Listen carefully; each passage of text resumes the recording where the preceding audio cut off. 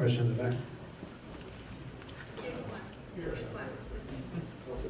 Hello, so I'm Shoje, and I'm from Lowell High School, which is in San Francisco. There's a lot of Asians in my school because it's a school that's primarily based on merit in order to get in. And so a lot of them are or would feel at risk if they were to, you know, be a plaintiff. What do you suggest they should do, or what do you suggest we as a community, as a school, would be able to do to support this cause? I'm going to answer that, and then I'm going to let Will answer it legally, because I think there's two aspects to this. Abigail Fisher, when she sued in 2008, she didn't sue as a member of an organization like Students for Fair Admissions. It was Abigail Fisher versus the University of Texas. And every newspaper in the state of Texas listed her name. They listed her high school. They went to our complaint and said she's from Sugar Land, Texas. She graduated in the 11th percentile of her class. She scored 1980 on her SATs. This young woman, 18 years old, knew that what the University of Texas had done was unfair. And it was unfair to her, and it was unfair to her nieces. It was unfair to other students in her class. And she had a talk with herself. And she said, I don't think it's going to harm my future chances in life, but for the sake of the kids who are younger than me, I'm going to put my name on this lawsuit. And she did. So what happened during these last 6 years to Abigail Fisher? Nothing. She occasionally, she went to LSU and majored in finance. She joined the LSU bowling team. She joined a couple of other clubs. Her life as an undergraduate at LSU was garden variety, all through the litigation. Every now and then, a reporter would try to contact her, generally through her Facebook page. When her case was taken by the Supreme Court, the reporters really tried to contact her through her Facebook page, and she would always email them back and say, call Will or call Edward. She made arguments. She was a very high-profile young woman for a few months. She graduated from LSU, moved to Austin, and got a job within 2 weeks at a Fortune 500 company in a very senior position. All of her bosses know what she did. She never really talks about it. She doesn't brag about it. She doesn't. It's not her life. Her life is her job and her career, and being now a 24-year-old young woman. So, what could happen? Well, like Will said, we're going to ask the courts to seal these documents, and I'm highly confident they will. But just think if they don't.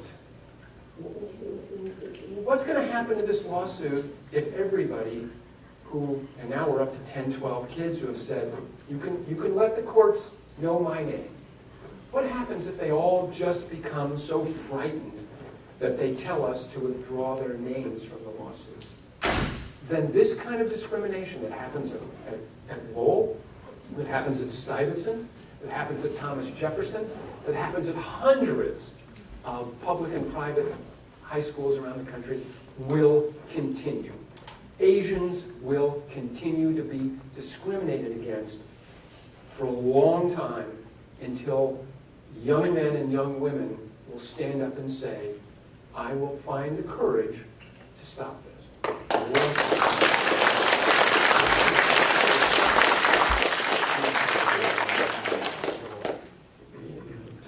Yeah, so as I mentioned earlier, we're going to fight hard to have these names protected. If they need to be given over, only to the lawyers. As Edward said, there's always a chance the court says no. I think that's highly unlikely because we're asking for lots of information about current Harvard students and how they got into the school. And so they don't want those names in now. So everybody's interest here is on the same side on this issue.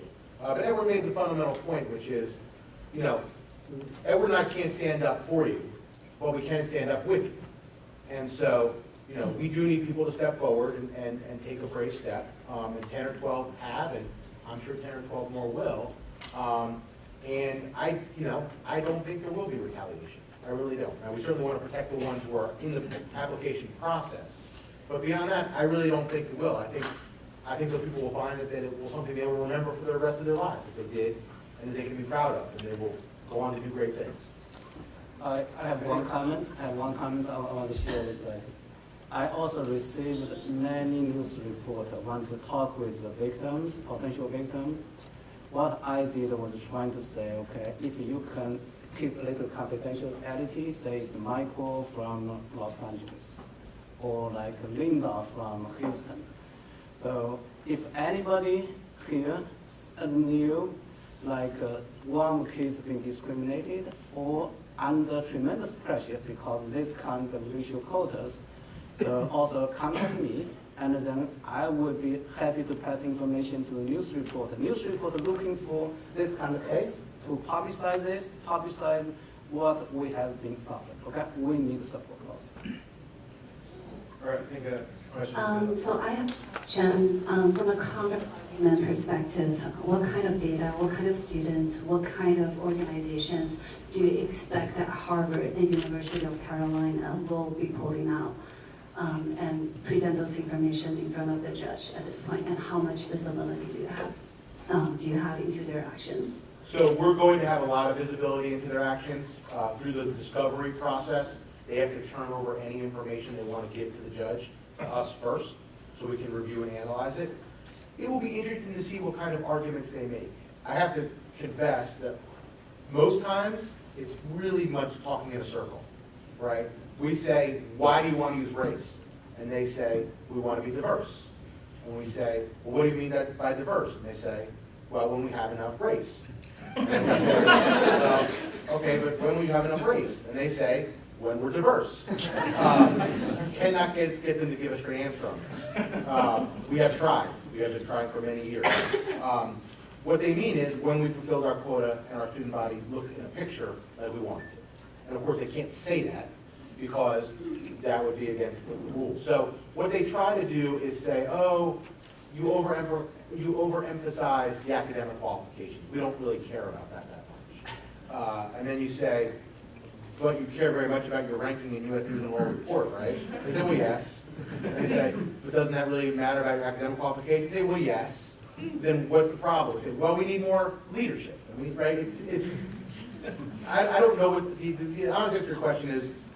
So far, in most courts, they get away with stuff like that. I hope they don't this time. I hope the Supreme Court's had enough of it. What we're hoping to show here is what's going on behind the curtain. And no one's really been behind the curtain before. And we're now going behind it. We're going to see what's going on. And I don't think they're going to have good answers, but we'll see.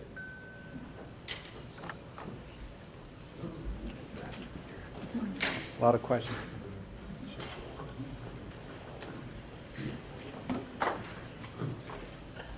I like what we plan to do here.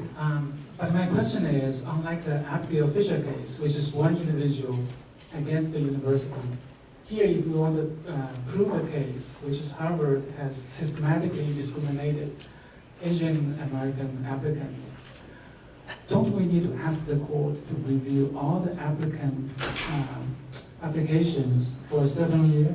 I don't even know how many applications Harvard received, say for year 2014, and ask the court to review all that data. Is that practical? So, great question. The answer is yes, kind of. So, they get about 40,000 applications a year. We have asked for, initially we asked for every application for a 4-year period. However, we are in negotiations with Harvard over this. I can't be too specific because of rules about lawyers revealing what's going on. But I'll leave it to say we need enough so that our experts can perform the kind of analysis they want to, which means we need a statistically significant sample of applications. How many that is, I can't really say because Harvard probably listens. Yeah, so the answer is we don't need every application, but we do need enough so that we can recreate their process and see if their justifications hold up to their own evidence. So we will be doing a lot of work in this area.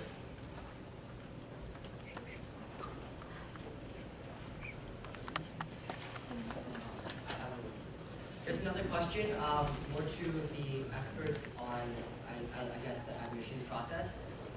There is a news article from BuzzFeed News titled "College Admissions Advisors Work to make Asian Kids Less Asian." What do you think about that, and do you think they should be doing that, they shouldn't be doing that? Do you think that? I think it's horrifying. I think it's absolutely horrifying and entirely rational right now. It's horrifying and rational. If you are a parent and you want your son or daughter to get into Harvard, it makes absolute sense right now to make them seem less Asian. People are changing their last names, hiding their ethnicity. It is gross and disgusting, and I entirely understand why they're doing it. And the goal of these cases is to make sure they never have to do it again. It's such an indignity, but you're right. Recently, a South Indian kid who was rejected from lots of schools made one change in his application. That is, he checked the race as black. This is South Indian, right? This is India, that is. And he checked the race black, and it was admitted. So this is, and he went public and told his story. This is so degrading. We should never subject our kids to this type of cheating, but like Will said, that actually is something that would be wise for our children to do. I want to add one comment here. Basically, in terms of diversity, the spirit of diversity is understand the cultural difference. It's not a racial balance. However, I believe, they try to use, they don't want to make efforts to understand the, the characteristic of Asian Americans, right? Put it into a monolithic block. So force us to change identities is not right. They should, Elaine Chao, who is the former Labor Secretary, right? She recently made a statement to the World Journal, the Chinese newspaper, says, like all culture, we respect the senior. We don't interrupt their conversation. But unfortunately, that being misunderstood as a character, say you are not really social, or you are too quiet, or you are not creative. That's wrong. They need to understand our culture. So that is what they need to do instead of we do things around.